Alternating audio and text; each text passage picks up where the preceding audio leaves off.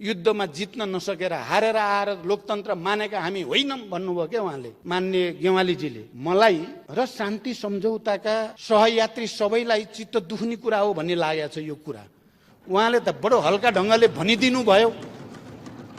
तपाईँ नेकपा एमालेको त्यति बेलाको तिनै नेता मध्ये होइन जो माओवादी आन्दोलनका नेताहरू, यहाँ बाबुरामजी यहीँ हुनुहुन्छ, हामी यहाँ सबै नेताहरू कमान्डरहरू हामी यहीँ छौँ। पटक पटक कहिले रोल्पामा, कहिले काठमाडौँमा, कहिले कहाँ भूमिगत रूपले माओवादीसँग संविधान सभामा गणतन्त्रमा सहमति गरौँ भन्न आउने तपाईँहरू नै होइन। अहिले तपाईँ पनि हुनुहुन्थ्यो नि त एकचोटि युद्धमा, टाउको काट्नेमा तपाईँ हुनुहुन्थेन र? मलाई किन भन्न बाध्य पार्नुभयो तपाईँले? तपाईँले भन्न के खोजेको? शान्ति सम्झौता गलत थियो भन्न खोजे हो, या माओवादीले लोकतन्त्रको पक्ष लिन हुन्न भन्न खोजे हो? क्या हो? माओवादीले चाहिँ संविधानको पक्षमा बोल्न हुन्न। बरु मैले त के देख्छु नेपालको इतिहासमा, जो जति पछि हतियार उठाएर शान्ति प्रक्रियामा आयो त्यो त्यति बढी लोकतान्त्रिक भएको, त्यो उदार भएको देखेको छु मैले त। अनि तपाईँले माओवादीलाई चाहिँ लोकतन्त्रको कुरा गर्न नपाउने, युद्ध हारेर आएर अहिले लोकतन्त्रवादी हुन खोजेको भन्ने, हारेको हो, तपाईँहरूले जित्या हो। यही हो त तर्क। यसले नै नेपालको शान्ति प्रक्रियालाई दिगो बनाउँछ त यही विचारले। यति हेपाई तपाईँ यहीँ पनि, तपाईँहरू अरूलाई त सायद सामान्य नै लाग्या नै हुनसक्छ, तर मलाई त बेसरी घोच्यो त्यसले। 7 राजनीतिक दल एकातिर, माओवादी अर्कोतिर, गिरिजा प्रसाद कोइराला र मेरो बिचमा हस्ताक्षर यही हलमा, यही भवनमा गरिएको हो र नेपालमा एउटा नयाँ युग र प्रक्रियाको सुरुवात भयो। त्यसलाई सम्मानित गर्नुको सट्टा आज आएर युद्धमा जित्न नसके हुनाले लोकतन्त्रको बाध्य भएको पार्टी होइन एमाले रे।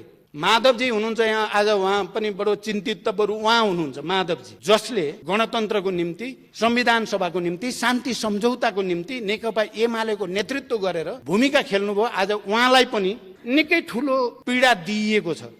माननीय श्री पुष्प कमल दाहाल प्रचण्ड।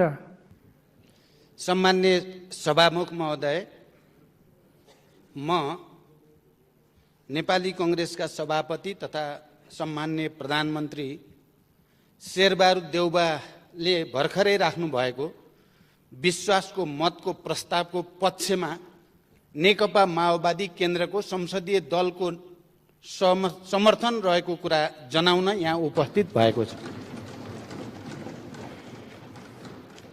समर्थनमा केही कुरा भन्नुभन्दा अगाडि, अहिले पनि देश कोरोना महामारीबाट ग्रस्त छ।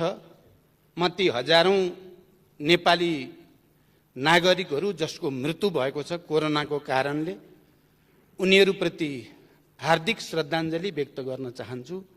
सबै संक्रमितहरू जो अस्पतालमा या घरमा आइसोलेसनमा हुनुहुन्छ सबैको शीघ्र स्वास्थ्य लाभको कामना गर्न चाहन्छु। त्यसै गरी अहिले बर्खायाम छ, बाढी पहिरोको कारणले पनि धेरै नेपालीहरूको ज्यान गएको छ, उनीहरूप्रति पनि श्रद्धा व्यक्त गर्न चाहन्छु र ती सबै मृतकका शोक सन्तप्त परिवारहरूप्रति हार्दिक समवेदना व्यक्त गर्न चाहन्छु हाम्रो दलको तर्फबाट र घाइतेहरूको शीघ्र स्वास्थ्य लाभको कामना गर्न चाहन्छु। अब विषयमा थोरै भन्दा, किनभने हुन त मलाई यहाँ 8-10 मिनट 15 मिनटमा कुरा सक्ने भनिएको छ, तर बहस जसरी उठ्यो केही कुरा भन्नुपर्ने जस्तो पनि लागेको छ। त्यसरी फेरि लामो गर्न सम्भव पनि छैन। सायद अर्को मञ्चमा हामीले विस्तारपूर्वक छलफल गर्न पनि पाउनेछौँ, त्यसकारण हतारै गर्नुपर्ने पनि मलाई लागेको छैन।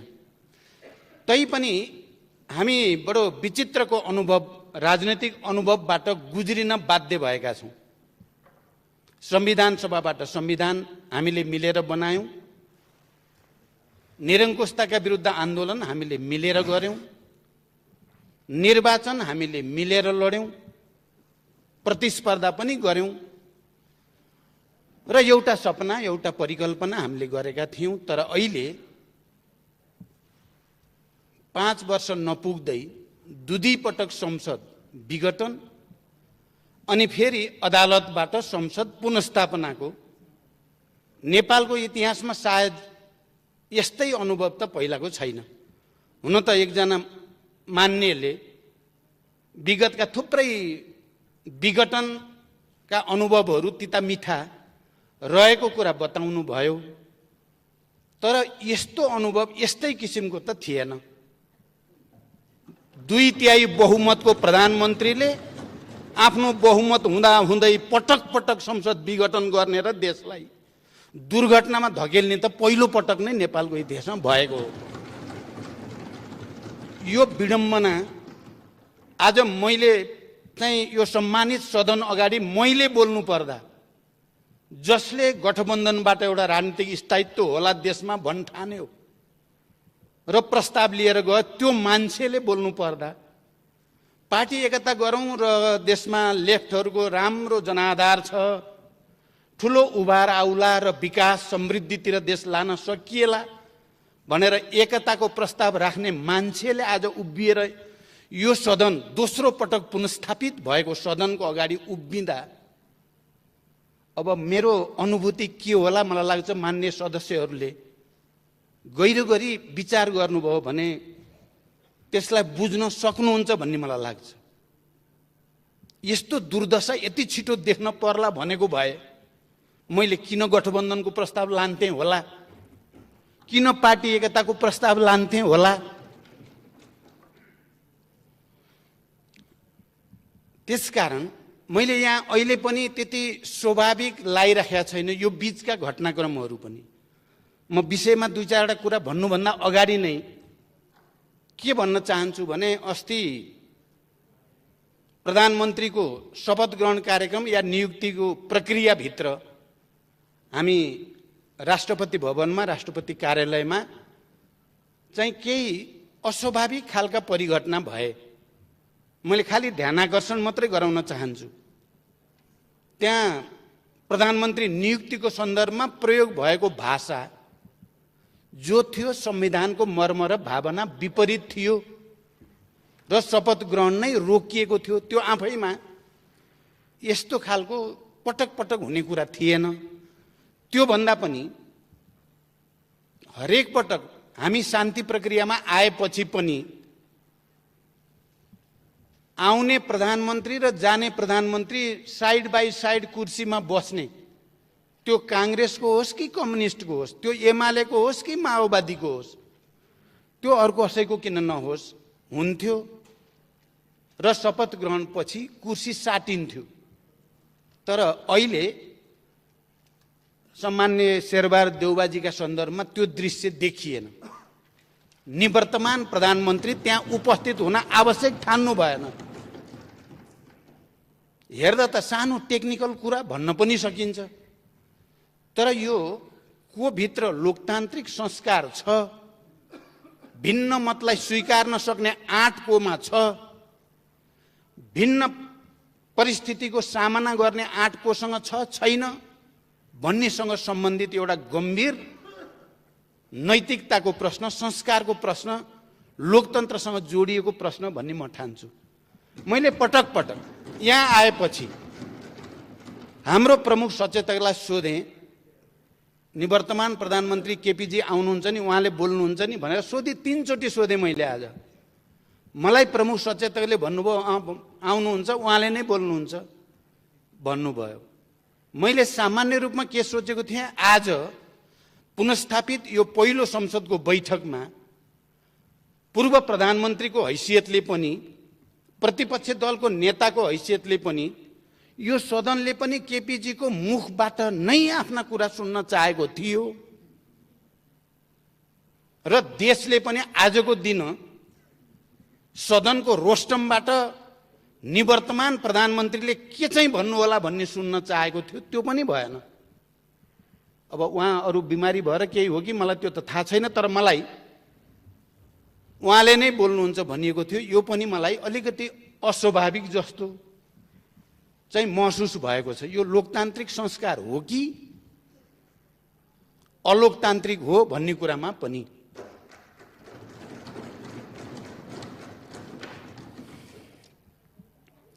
भनिन्छ के भने तर्क त धेरै गर्न सकिन्छ, तर धेरै तर्कलाई एउटै तथ्यले चाहिँ राम्रैसँग खण्डन गर्न सक्छ पनि भनिन्छ।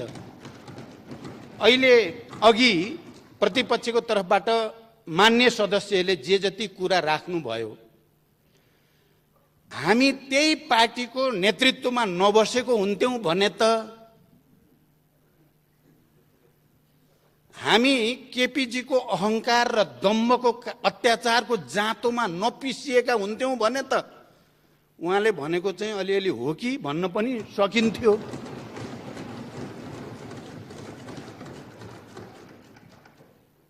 मनोगतवाद, अहंकारवाद, व्यक्तिवाद, चरम महत्वाकांक्षा, छल कपट जाल झेल भन्ने एउटा गर्ने अर्को, त्यसको साक्षी हामी हुँदैनथ्यौं भने त यो देशमा उहाँले चाहिँ उल्टा पाल्टा सुल्टा कुरा गर्दैन होला होला भन्थे होला। तर हामी यहाँ जिउँदै छौं र उपस्थित छौं के यही चल्दैन, त्यस्ता झुटा कुरा चल्दैन। अब त नेपाली जनताले राम्रो बुझेको छ, भ्रष्टाचार गर्दिन, गर्न पनि दिन्न। के को लागि त भ्रष्टाचारको ढाकछोप गर्नको लागि वाक्य रहेछ प्रधानमन्त्रीको भन्ने कुरा जनताले बुझिसके, त्यो पनि चल्दैन। लोकतन्त्रको कुरा, म अरू कुरा लामो व्याख्यातिर जान बिल्कुल चाहेको छैन सभामुख महोदय। लोकतन्त्रको कुरा गर्दा पहिलोचोटि संसद विघटन गर्दा उहाँले भनेको कुरा के हो त? केपीजीले भनेको कुरा के थियो भने पार्टीभित्र मलाई काम गर्न दिएन त्यसकारण विघटन गरे। सबैले सुन्नु भएको छ, पार्टीभित्र काम गर्न नदिएको हुनाले संसद विघटन गर्न पाइन्छ? तपाईँ हामी सबैले स्वीकारेको कुरा के हो भने प्रतिनिधि सभा अथवा यो संसद भनेको जनताको सार्वभौम अधिकारको उपभोग गर्ने सर्वोच्च संस्था हो। पार्टीभित्र विवाद मिलाउन नसकेको कारणले संसदलाई भिक्टिम गर्न पाइन्छ? कुन चाहिँ लोकतन्त्र हो यो? कुन चाहिँ लोकतान्त्रिक संस्कार हो यो? पार्टीभित्र विवाद हुँदा पार्टीको मेजोरिटीलाई स्वीकार गर्न नसक्ने, मेजोरिटीलाई जबरजस्ती सत्ताको बलमा त्यसलाई खिच्न खोज्ने चाहिँ कुन चाहिँ लोकतान्त्रिक संस्कार हो? त्यो पनि छोडिदिउँ। संसद, अघि मान्य गेवालीजीले भनेको कुरातिरै म थोरै मात्रै जान चाहन्छु। उहाँले विगतको थुप्रै अनुभव बताउनु भयो। पहिलो कुरा त यो संविधान 46 साल पछिका बनेका तमाम सरकारहरू भएको प्रतिनिधि सभाको विघटन र मध्यावधिको प्रक्रिया भन्दा बिल्कुल फरक चिज हो भन्ने कुरा स्मरण गर्न म सबैलाई अनुरोध गर्न चाहन्छु। यो शान्ति सम्झौता पछिको ठूलो ऐतिहासिक राजनीतिक परिवर्तन पछिको संघीय लोकतान्त्रिक गणतन्त्र अन्तर्गतको, राजतन्त्र अन्तर्गतको होइन। त्यो संविधान हो भन्ने कुरा किन बिर्सिन खोजिँदैछ? पहिलाका तिता मिठा अनुभवहरू, राजतन्त्र कालका राजा महाराजाहरूले गरेका, उनीहरूले गरेका प्रधानमन्त्रीका नियुक्ति आदि इत्यादि सबैसँग शान्ति सम्झौतापछि, संघीय लोकतान्त्रिक गणतन्त्रपछि, संविधान सभापछि बनेको संविधानको जस्ताको तस्तै तुलना हुनै सक्दैन। यो अर्कै चिज हो। म त्यतापट्टि पनि लामो व्याख्या गर्न चाहन्न। म के भन्न चाहन्छु भने माओवादी पार्टी र 7 राजनीतिक दल जसको नेतृत्व गिरिजाप्रसाद कोइरालाले गर्नुभएको थियो, बीचमा शान्ति सम्झौता भएर एउटा नयाँ पोलिटिकल कोर्स यो देशमा अगाडि बढ्यो र त्यो नयाँ राजनैतिक कोर्स अन्तर्गत संविधान सभा र संघीय लोकतान्त्रिक गणतन्त्र भएको हो। र विगतका अनुभवहरू, विगतका अरू त भइहाले, 46 सालको ऐतिहासिक जनआन्दोलन पछिका सरकार बन्ने र भत्कने अनुभवहरूको शिक्षा लिएर नै सचेत रूपले तपाईँ हामी सबै होइन, अहिले जो साथीहरू बडो चिन्ता लाग्यो भन्नुभयो, ती चिन्ता गर्ने साथी पनि संविधान सभामा हुनुहुन्थ्यो होइन र? तपाईहरू पनि संविधान बनाउनेमा सहभागी होइन र? 76 को धारा 76 को उपधारा 5 अब फेरि पटक पटक प्रधानमन्त्रीलाई सनक छुट्यो भने, इच्छा जाग्यो भने या अप्ठ्यारो पर्यो भने खुरुक्क संसद विघटन गर्ने यो प्रावधान चाहिँ राख्न हुँदैन भनेर कयौं दिन बहस गरेर राखिएको 76.5 होइन। अनि तपाईलाई यो 76.5 ले बडो त्यत्रो चिन्ता लागेको छ भने मान्य सदस्यहरूलाई म भन्न चाहन्छु, प्रतिपक्षी दलमा रहनुभएकालाई तपाईको इमानदारीता के हुन्थ्यो, तपाईको लोकतान्त्रिक संस्कार के हुन्थ्यो भने संविधान संशोधन गरौं। यो 76 को उपधारा 5 ले लोकतन्त्रलाई क्षति पुग्ने भयो भनेर तपाईले कहिल्यै भन्नुभयो? अनि तपाई त्यसको रिसले संसद विघटन गर्दै हिँड्ने, सार्वभौम संस्थालाई निर्मम तरिकाले प्रहार गर्दै हिँड्ने, जनताको मन मुटुमा छुरा रोपे जस्तो गरिकन जनताले चुनेका प्रतिनिधिहरूलाई हत्या गर्दै हिँड्ने, म राजनीतिक भाषामा भनेको हत्या हो, यसलाई फेरि अर्को अर्थमा नलियोस्। अनि अहिले आएर 76.5 लाई दोष दिएर लोकतन्त्र जान लाग्यो, प्रणाली बर्बाद भयो भनेर गोहीको आँसु चुहाएर दुनिया कसैले पत्याउँछ तपाईलाई? किन पत्याउने तपाईलाई? बार बार विघटन गरेर लोकतन्त्रको चाहिँ निर्मम हत्या गर्ने, अनि चाहिँ बडो चिन्ता, प्रणालीको चिन्ता। 76.5 के हो? 76.5 सार्वभौम यो प्रतिनिधि सभाको विशेषाधिकार हो। त्यो पार्टी भन्दा माथि जनताको सार्वभौम अधिकारको संरक्षण गर्नको लागि प्रतिनिधि सभालाई दिएको विशेषाधिकार हो। त्यो त्यसको प्रयोग हुँदा तपाईहरुलाई त्यत्रो चिन्ता?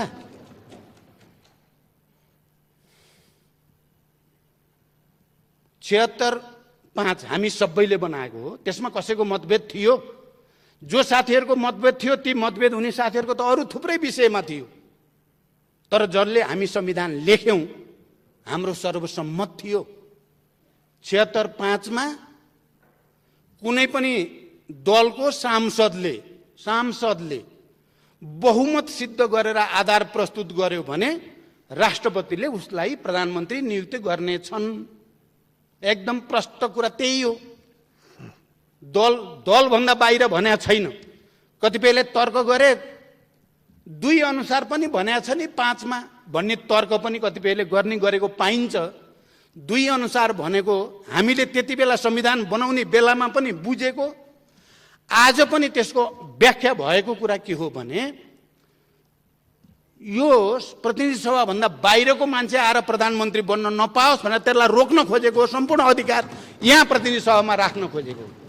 म मान्य सदस्यहरूको ध्यान त्यतापट्टि आकर्षित गर्न चाहन्छु।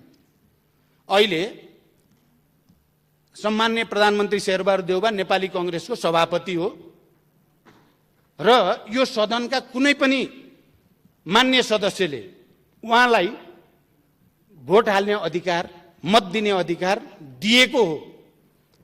5 ले दिएको हो। दिएको मात्रै होइन, तपाई हामी सबैलाई थाहा छ 149 जना मान्य सदस्यहरूको हस्ताक्षर सहित राष्ट्रपतिकामा राष्ट्रपतिजीले भने अनुसार नै दाबी प्रस्तुत गरेको हो। म पनि त्यही छु, राष्ट्रपतिजी सँगै त्यति बेला हामीले भनेका थियौं संविधान त राष्ट्रपतिजी तपाईले इफ गर्ने ठाउँ पनि छैन, बट गर्ने ठाउँ पनि छैन। अब शेरबहादुरजीलाई प्रधानमन्त्री नियुक्ति गरिदिनुस्, विश्वासको मतको निम्ति सदन पठाइदिनुस्। एकदम सिधा। संविधान पनि सिधा छ, त्यसको व्याख्या पनि हामीले बुझेका छौं। त्यसकारण यहाँ ठाउँ छैन र मैले त राष्ट्रपतिजी प्रति विश्वास व्यक्त गरेको थिएँ।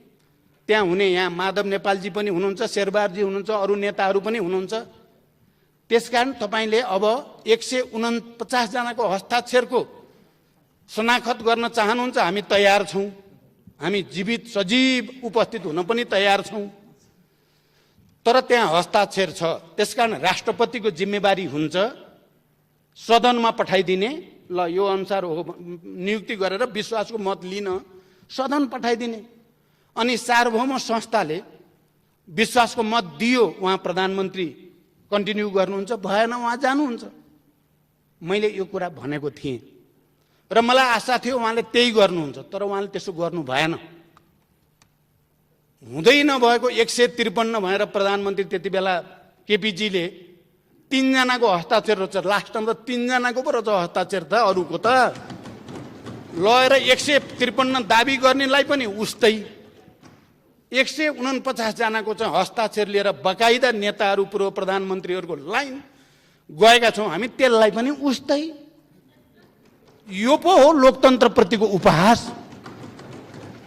यति सोझो कुरोलाई बुझ्न यति गाह्रो किन भइरहेको छ हामीलाई? त्यसकारण अहिले हामीले नै होइन र तपाईँ हामी सबैले सर्वसम्मत रूपमा संविधानको अन्तिम व्याख्याता सर्वोच्च अदालत हुनेछ। लेख्ने हामी होइन, सही गर्ने हामी होइन, सर्वोच्चले गर्यो। पहिलो संसद विघटन हुँदा पनि हामीले जनताको आवाज पनि सुन्यौं। बुद्धिजीवी, पत्रकार सबै मैले त भन्ने गरेको छु, बेस्ट ब्रेन नेपालकाहरूको सुनियो हामीले आवाज। अदालतले अन्ततः संविधानको मर्म र भावना अनुसार नै संसद पुनर्स्थापना गर्यो। पुनर्स्थापना गर्नु पो लोकतान्त्रिक भयो त यसलाई हत्या गर्नु लोकतान्त्रिक हुन्छ? अहिले पनि 76-5 मा गएर पर्यो। जालझेल त पहिल्यै भयो नि। 3 को प्रधानमन्त्रीले 4 मा चाहिँ आफैले मार्ग प्रशस्त गर्छु भनेर 5 मा फेरि लास्टमा दाबी गरेर रातारात संसद विघटन गर्ने लोकतन्त्र, यो संविधान मिचियो, लोकतन्त्र मिचियो भन्ने चाहिँ फेरि अराजक प्रणालीविहीन, यो मिल्ने कुरा हो र यो कहाँ मिल्यो क्या? कुराको तालमेल तारतम्य त मिल्नु पर्यो नि कहीँ न कहीँ। अनि अदालतले 76, अस्ति हाम्रो राष्ट्रपति कार्यालयमा छलफल हुँदा पनि यही विषय भएको थियो। 76-5 अनुसार 149 जनाको हस्ताक्षर लिएर गएपछि शेरबहादुरजीलाई प्रधानमन्त्री नियुक्ति नगर्नु पो संविधान विरोधी काम भयो, लोकतन्त्र विरोधी काम भयो। अदालतले नियुक्ति गरे होइन शेरबहादुरलाई, 76-5 को व्याख्या गरे हो। एकदम क्लियर होस्, 76-5 को व्याख्या गरिदियो। 76-5 सबै मान्य सदस्य, तपाईँ हामी सबैलाई विवेक प्रयोग गर्ने विशेषाधिकार हो। यो संविधानले दिएको, संघीय लोकतान्त्रिक गणतन्त्रको संविधानले संसदलाई दिएको, सांसदहरूलाई दिएको विवेक प्रयोग गरेर भए पनि अकालमा मृत्यु हुनुबाट संसदलाई बचाऊ भने होइन।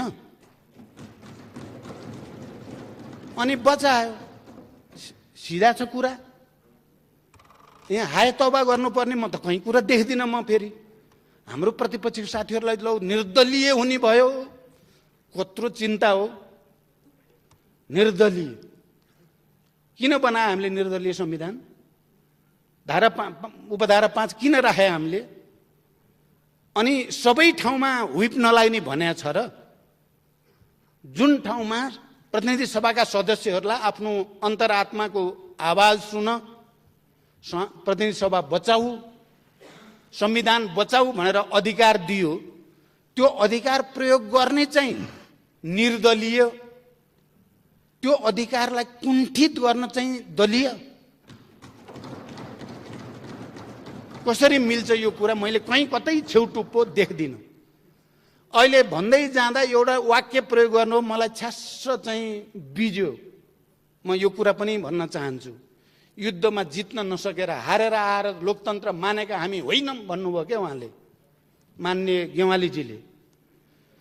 मलाई र शान्ति सम्झौताका सहयात्री सबैलाई चित्त दुख्ने कुरा हो भन्ने लागेको छ यो कुरा। उहाँले त बडो हल्का ढङ्गले भनिदिनु भयो। तपाईँ नेकपा एमालेको त्यति बेलाको तिनै नेता मध्ये होइन जो माओवादी आन्दोलनका नेताहरू, यहाँ बाबुरामजी यहीँ हुनुहुन्छ, हामी यहाँ सबै नेताहरू, कमान्डरहरू हामी यहीँ छौँ। पटक पटक कहिले रोल्पामा, कहिले काठमाडौँमा, कहिले कहाँ भूमिगत रूपले माओवादीसँग संविधान सभामा, गणतन्त्रमा सहमति गरौँ भन्न आउने तपाईँहरू नै होइन? अहिले तपाईँ पनि हुनुहुन्थ्यो नि त एकचोटि युद्धमा, टाउको काट्नेमा तपाईँ हुनुहुन्थेन र? मलाई किन भन्न बाध्य पार्नुभयो तपाईँले? तपाईँले भन्न के खोजेको? शान्ति सम्झौता गलत थियो भन्न खोजे हो, या माओवादीले लोकतन्त्रको पक्ष लिन हुन्न भन्न खोजे हो? क्या हो? माओवादीले चाहिँ संविधानको पक्षमा बोल्न हुन्न। बरु मैले त के देख्छु नेपालको इतिहासमा, जो जति पछि हतियार उठाएर शान्ति प्रक्रियामा आयो त्यो त्यति बढी लोकतान्त्रिक भएको, त्यो उदार भएको पो देखेको छु मैले त। अनि तपाईले माओवादीलाई चाहिँ लोकतन्त्रको कुरा गर्न नपाउने, युद्ध हारेर आएर अहिले लोकतन्त्रवादी हुन खोजेको भन्ने, हारेको हो, तपाईहरुले जिते हो। यही हो त तर्क।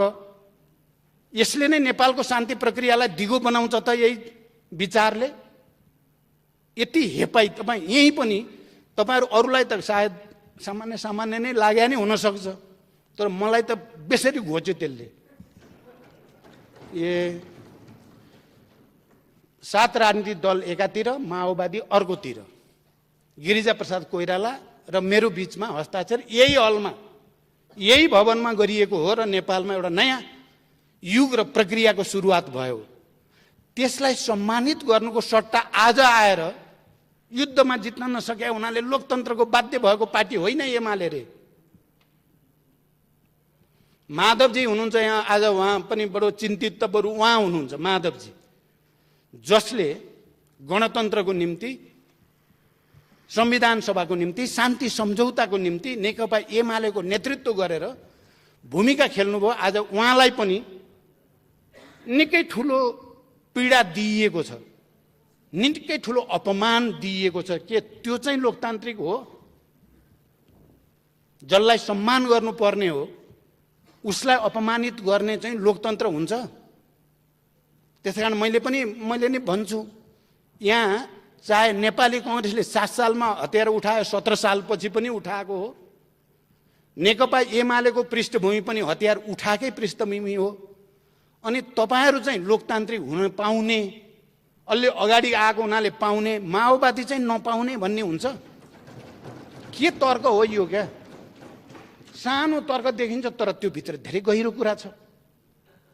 यही कारणले शान्ति प्रक्रिया टुङ्ग्याउन अरुचि देखिने कारण पनि यही हो कि त्यसकारण म अब टुङ्ग्याउनेतिर जान्छु। म यो सम्मानित सदन अगाडि नेपालको इतिहासको वास्तविकतालाई कसैले पनि बङ्ग्याउने कोसिस नगरौं। शान्ति सम्झौता, संविधान सभा र संघीय लोकतान्त्रिक गणतन्त्र पछि बनेको संविधान हो यो। यसमा थुप्रै नयाँ प्रावधानहरू छन्। नेपाललाई शान्तिलाई दिगो कसरी पार्ने, लोकतन्त्रलाई अझ विकसित र परिमार्जित कसरी गर्ने, नेपाली समाजका सबै उत्पीडित वर्ग, जाति, क्षेत्र, लिङ्ग, समुदायलाई समावेशी र समानुपातिक ढङ्गले कसरी समेटेर लैजाने भन्ने तमाम मुद्दाहरू भएको इन्क्लुसिभ डेमोक्रेसीको एउटा दस्तावेज हो अहिलेको संविधान। यो कुरालाई आत्मसात गर्न छोडेर अब हामीले एकले अर्कालाई घारे हात लाउन थाल्यौं भने हाम्रो भाग्य भविष्य के हुन्छ? चिन्ता त त्यहाँ पो छ त। म सम्मानित सर्वोच्च अदालतलाई आभार सहित धन्यवाद भन्न चाहन्छु। यो पटक उहाँहरूले संविधानलाई डिरेल गर्न खोज्ने, संघीयतालाई डिरेल गर्न खोज्ने पछिल्लो चरण राष्ट्रवाद, राष्ट्रियता के भयो भन्ने कुरा जनतालाई सबैलाई थाहा छ। मध्यरातमा कोसँगको वार्तापछि कहाँबाट पोलिटिक्स कता लान खोजियो भन्ने कुरा हामीले नेपाली जनताले नहेरिकन बस्या छ र?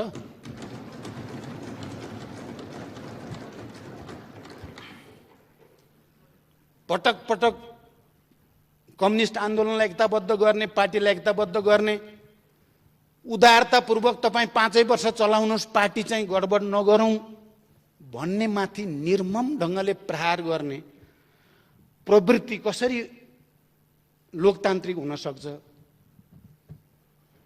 त्यसकारण अब भन्न थाल्यो भने धेरै नै हुन्छ। तर कुरा के हो भने सर्वोच्च अदालतले नेपालको संविधानको रक्षा गर्ने, यो प्रतिनिधि सभालाई फेरि एकचोटि जीवन्त बनाउने जुन व्याख्या गर्यो, हामी सबैले आभार व्यक्त गर्नुपर्दछ। र विवेकको मत प्रयोग गर्ने यो धारामा म प्रतिपक्षका साथीहरूलाई पनि एकचोटि ठन्डा दिमागले विचार गर्न, साँच्चै विवेक प्रयोग गरेर, मलाई लाग्छ तपाईहरुमध्ये धेरै जसोलाई यो संसद पुनर्स्थापना भएकोमा आनन्द भएको छ। मैले बुझ्छु नि, मैले नबुझ्ने होइन नि कुरा, थाहा छ नि मलाई। आनन्द भएको छ, फेरि पुनर्स्थापना बल्ल बचियो। त्यो अन्तरात्माको आवाज बोलिदिनुहोस् आज र सबै मिलेर शेरबहादुरजीलाई विवेकको मत प्रयोग गरेर प्रधानमन्त्रीमा समर्थन गरिदियो। एउटा एकताको सहकार्यको एउटा नयाँ युगको सुरुवात आजकै दिनबाट हुन सक्छ। त्यो ठुलो छाती हामीले गर्न केले रोक्छ? सभामुख महोदय, त्यसकारण मैले त उहिले शान्ति प्रक्रियामा आउँदा हाम्रो नेतृत्वको सिङ्गै टिमले अब यो देशले योभन्दा बढी धान्दैन, अब जानुपर्छ भनेर एकपटक होइन, दुई पटक होइन, सबभन्दा बढी तत्कालीन नेकपा एमालेका नेताहरूसँग, मुख्यत माधव कुमार नेपालसँग भएका पटक पटक वार्ताले शान्तिको वातावरण बन्यो। म एमालेका नेता तमाम कार्यकर्ताहरूलाई धन्यवाद भन्न चाहन्छु र गिरिजा प्रसाद कोइरालासँग पटक पटक भएका वार्ताले 12 बुँदे समझदारीको आधार बन्यो। नबिर्सौँ हामी इतिहासको यो सच्चाइलाई। कसले कति त्याग गरेर यो बनेको हो भन्दा सबै नेपालीहरूले जनयुद्ध र जनआन्दोलनमा गरेको त्यागको परिणाम हो यो। हजारौं शहीदहरू, बेपत्ताहरू, घाइते अपाङ्गहरूको बलिदानबाट जन्मिएको हो यो। नबिर्सौँ। म त के ठान्छु भने माओवादी केही पनि होइन, यसलाई अब मिचिदिए हुन्छ भन्ठानेका केही साथीहरूले। माओवादी चाहिँ अब विभाजित पनि भएको छ, यसको ओज ताप पनि घट्या छ, त्यसकारण यसलाई खिचिदिए हुन्छ भन्ने लाग्यो क्या हाम्रो साथीलाई। मैले त पटक पटक भन्थेँ आगोसँग खेल्ने काम चाहिँ त्यति राम्रो हुँदैन। त्यो राम्रोसँग यो आगोलाई एउटा इनर्जीमा परिणत गर्नेतिर ल्याइएको छ। अहिले तपाईँहरूले हेर्नुभयो भने यसलाई हेप्न थाल्नुभयो, अपमानित गर्न थाल्नुभयो भने आगो फेरि सल्किन सक्छ। त्यो बुद्धितिर हामी कोही नजाउँ। मैले के भन्छु भने मान्य ओलीजी निवर्तमान प्रधानमन्त्री यहाँ हुनु भएन, उहाँले सुनिराख्नु भएको होला। व्यक्तिगत अहङ्कार र दम्बले इतिहास निर्माण हुँदैन। बनेको इतिहासलाई तपाईँले जबरजस्ती आफ्नो व्यक्तिवादी चरित्रले चाहिँ निमिट्यान्न पार्छु भन्ने ठान्नु भएको भने तपाईँले ब्लन्डर गर्नुभएको, त्यसको फल भोग्दै हुनुहुन्छ, भोग्दै जानुहुन्छ अझै।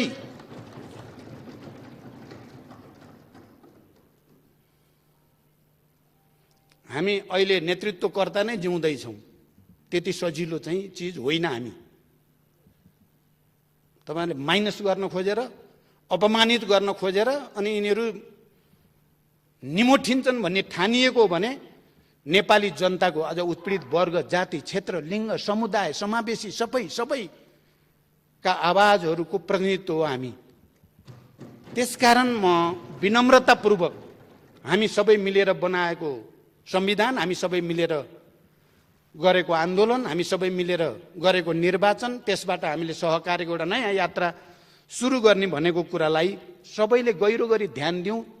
सबैले आफ्नो आफ्नो अन्तरात्मामा फर्केर हेरौँ, कसले कति त्याग गर्यो, कसले कति जाल झेल गर्यो, कसले अन्तरात्माको आवाज बोलेको छ, कसले जाल झेल र फट्याइ बोलेको छ भन्ने कुरा इतिहासले र नेपाली जनताले भोलि न्याय गर्नेछन् भन्ने विश्वाससहित फेरि एकचोटि यो परिवर्तनको निम्ति ज्यान गुमाउने सबैप्रति श्रद्धाञ्जली र सम्मान व्यक्त गर्दै म आफ्नो भनाइ टुङ्ग्याउँछु। धन्यवाद।